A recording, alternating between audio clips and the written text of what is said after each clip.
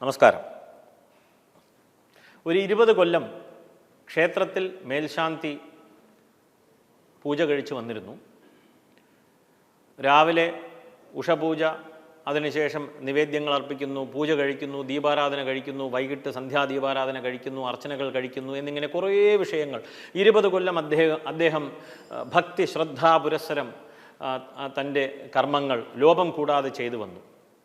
അദ്ദേഹത്തിന് ഒരു ശ്വാസകോശ രോഗം പിടിപെട്ടു. അദ്ദേഹം ചിന്തിക്കുവാൻ തുടങ്ങുകയാണ്, ഇത്ര കൊല്ലം ഞാൻ പൂജ കഴിച്ചല്ലോ ശിവനെ, എനിക്ക് നീ നൽകിയതോ ശ്വാസകോശ രോഗം. ഇതെങ്ങനെ, എവിടെ നിന്നാണ് ഇതിൻ്റെ തുടക്കം? നമ്മളിൽ നിന്നാണ്. സാധാരണക്കാർ ക്ഷേത്രത്തിലേക്ക് പോകുമ്പോൾ ക്ഷേത്രങ്ങളുടെ അടുത്തുള്ള കടയിൽ നിന്നും വാങ്ങിച്ച് വിളക്കെണ്ണ, പൂജാ എണ്ണ, ദീപാരാധന എണ്ണ, ലക്ഷ്മി എണ്ണ, കുബേര എണ്ണ എന്ന പല രൂപത്തിൽ, ആളൊന്നു തന്നെയാണ്, വ്യാജൻ ഒന്ന് തന്നെയാണ്, പല പേരുകളിൽ പ്രത്യക്ഷപ്പെട്ടു. അങ്ങനെ തുച്ഛമായ വിലയ്ക്ക് കൂടുതൽ എണ്ണകൾ കൂടുതൽ ക്വാണ്ടിറ്റിയിൽ വാങ്ങി നൽകി.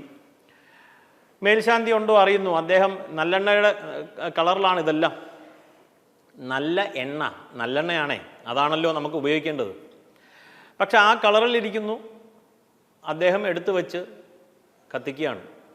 ഇത്രയും എണ്ണ ഉണ്ടല്ലോ, എന്നാൽ പിന്നെ തൂക്കുവിളക്ക്, നിലവിളക്ക്, കവലവിളക്ക് എല്ലാം കൂടി കത്തിച്ച് നടയടച്ച് അകത്തിരുന്ന് ഇങ്ങനെ അഷ്ടോത്തരം, അർച്ചന, പുഷ്പാഞ്ജലികൾ കഴിപ്പിച്ച് ഒരു അരമണിക്കൂർ അതിനകത്ത് ഇരിക്കുകയാണ്, അതിനകത്ത് ശ്വസിക്കുകയാണ്. ശ്രീകോവിലിൽ വേറെ ജന്നാലയില്ല, പുറത്തു പോകാനായിട്ട് വേറെ സംവിധാനങ്ങളില്ല, പൂർണ്ണമായിട്ടും അടഞ്ഞു കിടക്കുകയാണ്. ഇദ്ദേഹം സുഖമായിട്ട് ഇതിങ്ങനെ വലിച്ചു കയറ്റി 20 കൊല്ലം.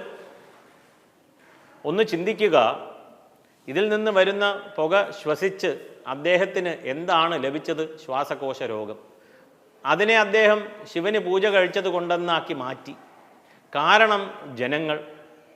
ക്ഷേത്രത്തിന് അടുത്തുള്ള കടയിൽ നിന്ന് നാം വാങ്ങിച്ചു നൽകുകയാണ് എണ്ണ. നല്ലെണ്ണയുടെ കളറുണ്ട്, പക്ഷേ അത് കെമിക്കലാണ്.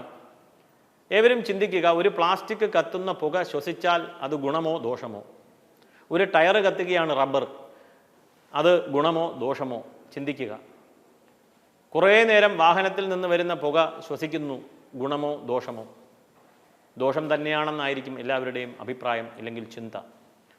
അതുപോലെ എല്ലാ റെസ്റ്റോറൻറ്റുകളിൽ നിന്നും ഈ വേസ്റ്റായി വരുന്ന എണ്ണ സ്വരൂപിച്ച് അതിനെ കൂട്ടി ഒരുപാട് ശേഖരിച്ച് അതിനെ റീപ്രോസസ്സ് ചെയ്ത് അതിൽ സുഗന്ധദ്രവ്യം ആഡ് ചെയ്ത് അത് നല്ലെണ്ണയുടെ കളർ നൽകി ഒരു ബോട്ടിലിൽ നിറച്ച് തുച്ഛമായ വിലയ്ക്ക് നിങ്ങളിലേക്ക് എത്തിക്കുകയാണ്.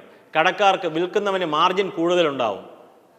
അദ്ദേഹം ഉണ്ടോ അറിയുന്നു, ചിലപ്പോൾ പറയാൻ പറ്റില്ല. അദ്ദേഹം വിചാരിക്കും ഇതാണ് നല്ല എണ്ണ, ഇത് പൂജയ്ക്ക് വേണ്ടിയിട്ടുള്ളതാണ്, പൂജ എണ്ണ എന്ന് പേരുണ്ടല്ലോ, ഇല്ലെങ്കിൽ കുബേര എണ്ണ എന്ന് പേരുണ്ടല്ലോ, മഹാലക്ഷ്മി എണ്ണ എന്ന് പേരുണ്ടല്ലോ. ഇതൊക്കെ ചിന്തിച്ച് അദ്ദേഹം നൽകുകയാണ്. ഇത് അങ്ങ് വിറ്റഴിക്കുവാൻ തുടങ്ങുകയാണ്.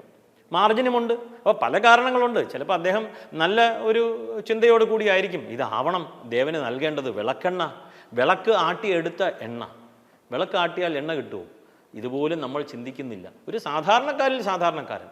അപ്പോൾ എവിടെ വന്നു ഇത് നിൽക്കുന്നു എന്ന് ഏവരും ചിന്തിക്കുക.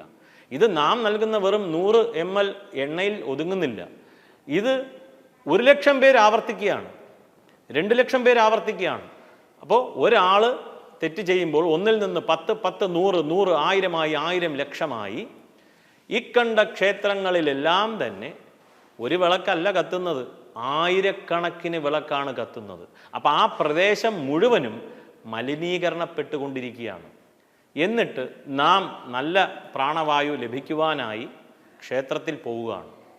ഇനി ഏവർക്കും കാര്യം പിടികിട്ടി എന്ന് പിടികിട്ടി കാണും എന്ന് വിചാരിക്കുകയാണ്. ദയവ് ചെയ്ത് ക്ഷേത്രത്തിലേക്ക് നല്ലെണ്ണ, ശുദ്ധമായ നല്ലെണ്ണ, ഇനിയിപ്പം ലഭിക്കുന്നതിൽ ശുദ്ധമായ നല്ലെണ്ണ വാങ്ങിച്ച് നൽകുവാനായിട്ട് അഭ്യർത്ഥിക്കുകയാണ്. നല്ല എണ്ണ, പേരിൽ തന്നെയുണ്ട് നല്ലെണ്ണ. നെയ്യായാലും കുഴപ്പമില്ല. വെറുതെ ആരും വീടുകളിൽ തന്നെ ആയാലും ഇത് ഉപയോഗിക്കരുത്. ശ്വാസകോശ രോഗം വരും എന്നുള്ളതിൽ തർക്കമില്ല. ഇനി അവരവരുടെ ഇഷ്ടം. നമസ്കാരം.